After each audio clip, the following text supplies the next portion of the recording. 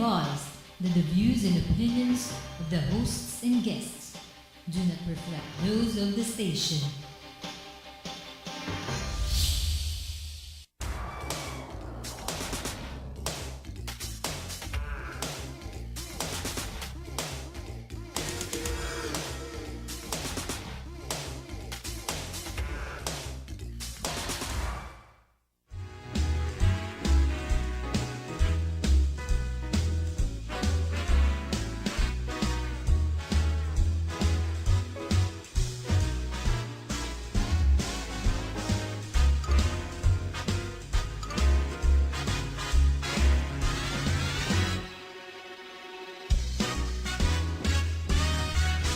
Good morning. Welcome to Expat Insights. I'm your host, Raju Mantian. Here at Expat Insights, we take external views of internal successes by foreigners, expats, and immigrants who have made Philippines their home and are doing good in Philippines, either in business or society. This morning on Expat Insights, we have two guests. One is a little Spanish, a lot Filipino, and the second one's very Pakistani and some Filipino. And we are going to talk today on Expat Insights about hiring, firing, and nurturing human talent. The first guest is from a company called Silk Road Technologies, which is a global company, and they help you hire right, engage right, and treat your people right. And they also have applications created for that purpose. And my guest, Mr. Manolo Garcia Ramos, is from Ilonggo, but looks like as if he's from Barcelona. So welcome to Expat Insights, Manolo. Thank you for having me here. So you did catch me off guard when I thought you were Spanish, but you're Filipino. Yes, that's right, and it happens every day, actually. You're not the only one.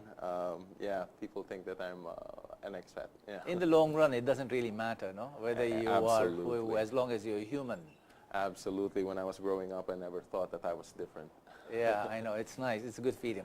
So, Manolo, before we talk about development and learning, or sourcing and development as our topic is today, give us a bit of a background on yourself and the company, Silk Road Technology.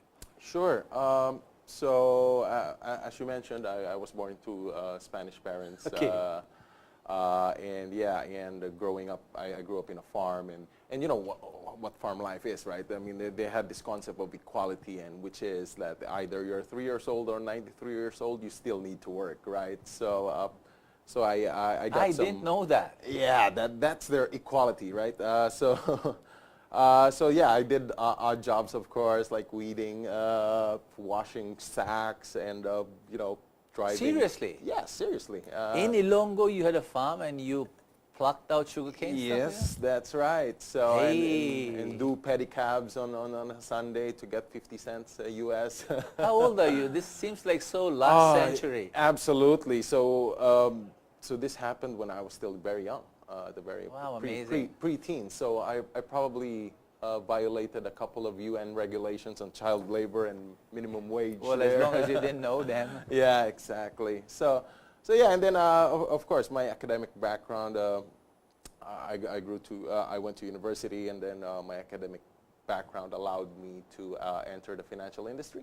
Right. So I learned, you know, the finance there, and then in my short stint there, I also learned about how companies would do business, and then I jumped into this opportunity to go into construction industry. Wow. And then I discovered that really business development is what I really want to do, which is really, you know, how do you look for opportunities for an organization to grow, and, you know, building that relationship with other businesses as well, and how to partner and create something very good. Right. And then, I guess the turning point would be when I joined this organization. So we're very, you know, particular on talent acquisition or hiring, hiring the right kinds of employee. Yeah. Which brought me here now with the Silk Road, which I That's a pretty joined. good journey, from farm boy to finance boy, from finance boy to building boy, from building boy to people boy. To people People boy, and now development. solutions, right? Yeah. So so it's one industry to the other. Yeah, good experience. I would say. Absolutely. I would have given anything for your first experience, living and going on a farm. That's pretty good. Yeah. So, what is Silk Road then now today? What does Silk Road do? What kind of value is Silk Road creating for businesses in the Philippines? Yeah. So Silk Road is really we in Silk Road work with organizations or companies that really have challenges in finding or attracting or engaging the right kind of people and retaining them towards the organization. And we do this by providing web-based software. We call it talent management software. Yeah. So either from recruiting, trying to attract the right kind of people, not just any organization, that somehow have a culture fit with your company, to setting them up for success, properly onboarding them so that they can reach their goals as soon as possible, or they become productive as soon as possible, up to the time that they are, they develop their careers within the organization through proper performance management and development and training. I don't like to use the word pitfalls, but how huge, what are the downside of not hiring right? I mean, how huge is the challenge of hiring right in today's world, which is a knowledge economy, number one, and of course engaging that talent? How huge is it? I mean, what kind of damages can a company suffer if they're not honed well enough to hire well?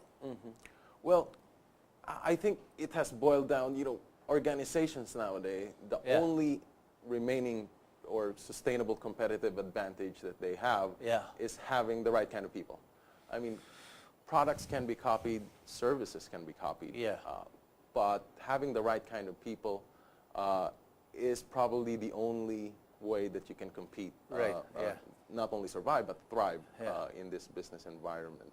So it really puts a lot of pressure that you hire the right person, not only with the right skills, but with the right attitude as well. And since we are in a knowledge-based economy, retaining them, not only them, but not only their skills, but their knowledge as well, has become very critical for organizations. This is pretty trendy a subject matter. I mean, it's been on the surface for the last decade or so, knowledge workers, knowledge management, knowledge retention. Are we saying that a couple of decades ago, during the industrial age, industrialists did not realize that this is value compared to processes or products or patents?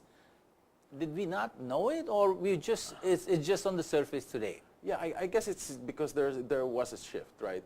Previously, it was all about being efficient. It was all about churning out widgets, if I may oversimplify. Right, like Henry Ford, oversimplify things, and probably the economy was more 75% either agricultural or industrial. But nowadays, we are in a service economy, and this requires a lot of imagination, a lot of knowledge, a lot of creativity to survive in this day and age.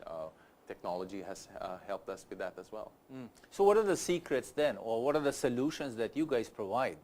Obviously, behind the solution is some kind of a potion that you provide, saying that do this and you will have the right results. Yeah, so I think we think on a very basic level. I think how do I put it? I'm sorry, I'm struggling here. What is the secret on hiring well? Simple. Yeah, so really it's about trying to find not only the skills, but trying to get the right people, the one that have the same culture, the same motivations that you have. In a knowledge economy, people are motivated differently. Right. So there's no more company loyalty, right? People are shifting jobs in exactly. a year. So and you need different sets of tools on attracting and engaging these kinds of talent. So by putting out there who you are as a company. Why do you do things? You mean the Right. purpose of your company. Right. People get attracted to that. It's no longer that, okay, yeah, that position is nice, but what is your purpose as an organization? Right, That right. would So be very creating, I mean, putting out the purpose plus finding alignment in the people you hire. That Exactly. is the key. That's the key. Yeah. How about now engagement? That means keeping them there over a long period of time. What are your Yeah. secrets there? Yeah, so now before it was the carrot and stick was very effective during the Yeah. industrial age. But in the new economy, I would say autonomy, providing people a little bit of leeway on, finding and creating their own solutions to address different specific business issues. Yeah. And then allowing them to master their craft, giving them opportunities how to own their careers, how to develop their careers. And then, of course, again, let's go back to the purpose, right? Yeah. I mean, giving them that, showing them that, why are we doing this? So let me capture this. So one, you're saying is the company becoming focused on creating value or higher purpose. Two, finding alignment and then giving them freedom to do so. And you also said also them becoming better personally. That's the first, mastery. That's right.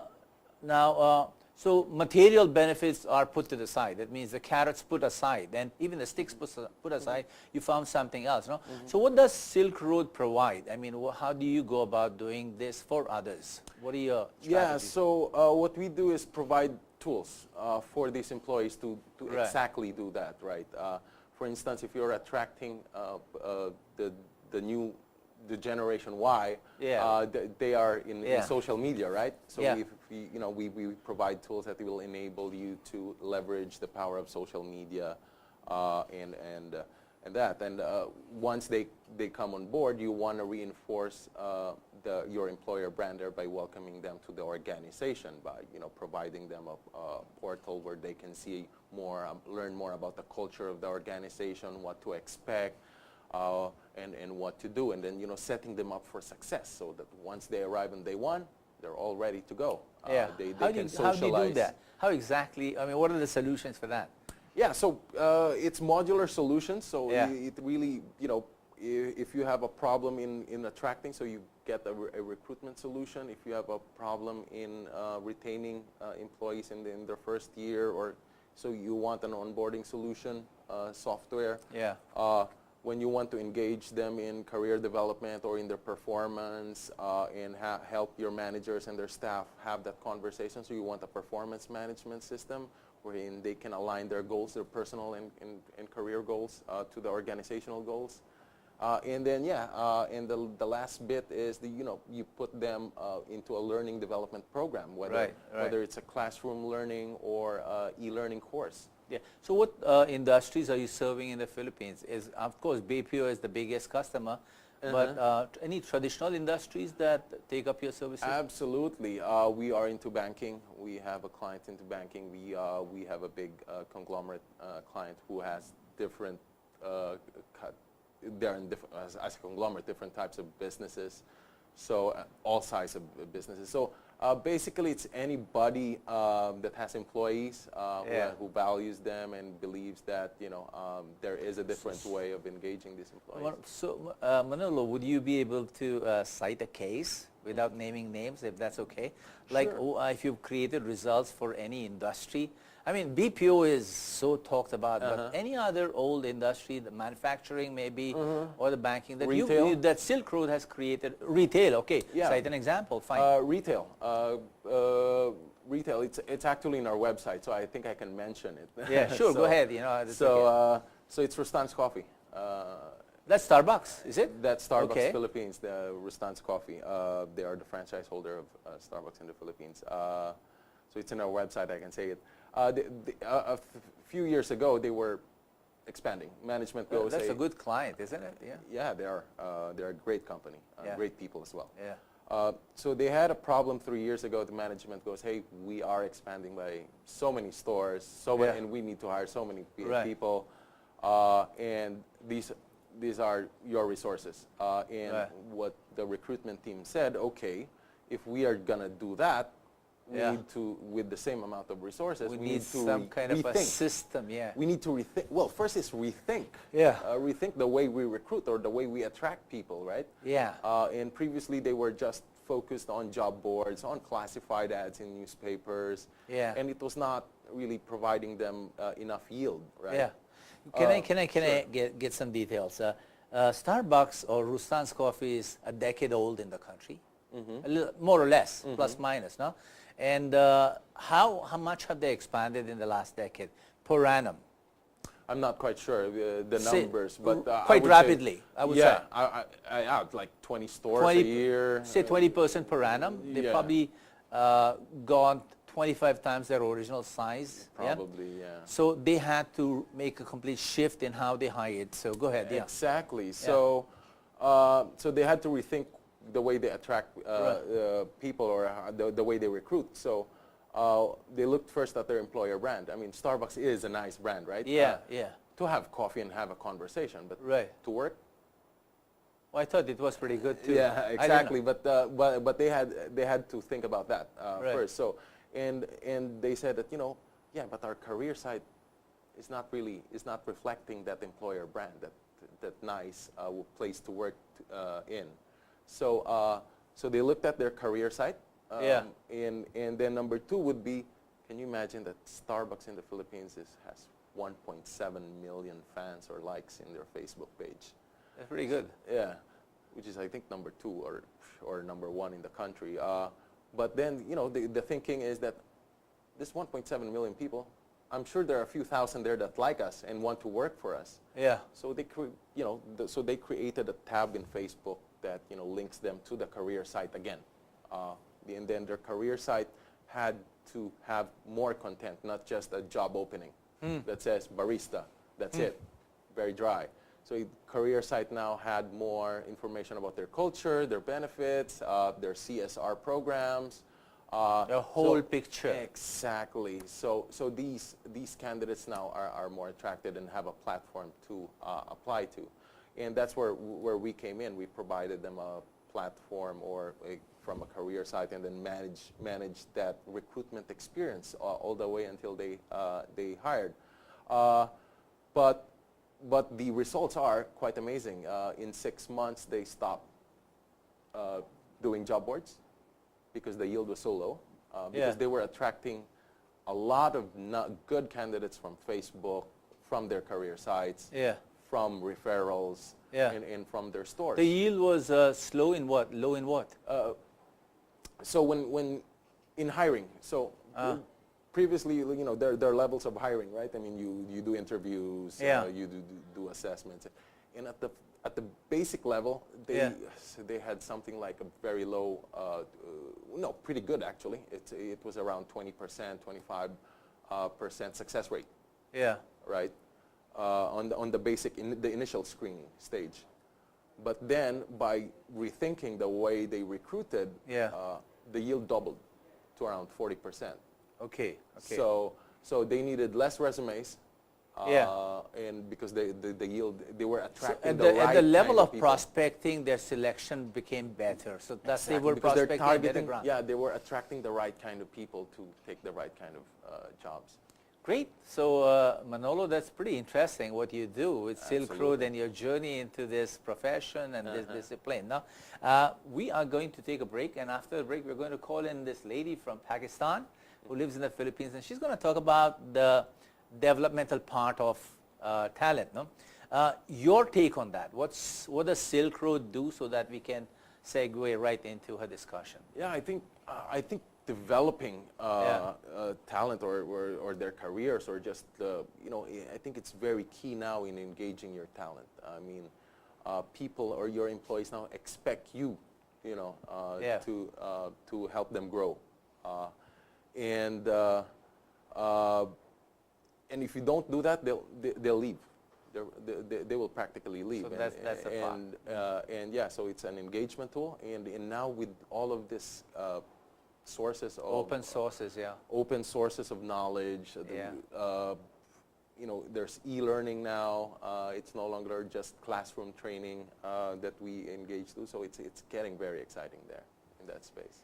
All right, Mr. Garcia Ramos, salamat. Gracias so much for being on the show. Thank you. Thank you for having me. We'd like to call you back someday to get a better handle on the technical side of providing solutions. So one more time in the next quarter maybe. No problem. I'm very happy to be here. So you might want to say bye in Spanish because it's pretty interesting. So thank you very much for being on Expert Insights, and we'll come right back and talk to Miss Sharmeen Niaz of 360-degree training. There's a word degree there or no? There's no degree. So 360training.com from Pakistan, from USA actually. Stay watching. This is Expert Insights. I'm your host Raju Mantian.